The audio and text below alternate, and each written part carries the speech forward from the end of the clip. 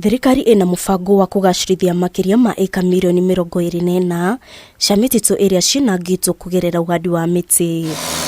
Akiaria kaunti-ini ya Samburu, Ruto igite uramati wa maria maturigiceirie ni gitugi kimwe kia thirikari yake kuria mawatho megukorwo magithondekwo. Some of our very important assets around our water towers is something that we are eternally grateful.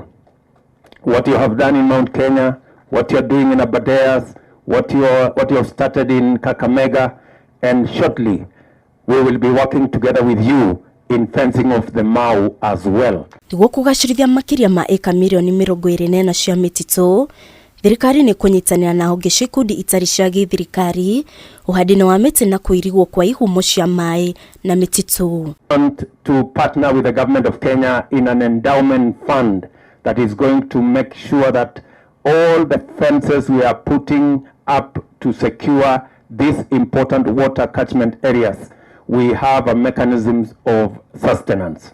Ruto ekwaragia hindi ya mabura magutuga uhatani wa mathako ma Rhino Charge kaunti-ini ya Samburu kuria makiria ma ciringi milioni 176 icagithitio cia kugitira ihumo cia mai na mititu bururi-ini. What we're doing as Safaricom, you heard His Excellency mention the importance of environmental conservation.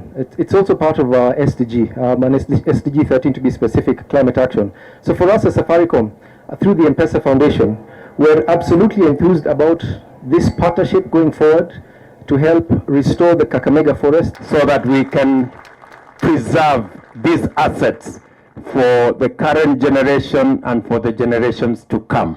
Kuiriga kwa mutitu wa Mau ni kunyititwo mbaru ni munene wa ruhonge rwa kuramata mititu KFS David Shege akiuga mutitu uyu uri ugwati-ini. Ruto ni ugire thirikari ni gathikite mawatho ma gutigirira a Kenya aria maragitira maria maturigiceirie ni maguneka na thuguri wa riera kana carbon credit. Kirifotira Kameme TV, Titagwo Wairumu wa Kimani. Absolutely phenomenal effort.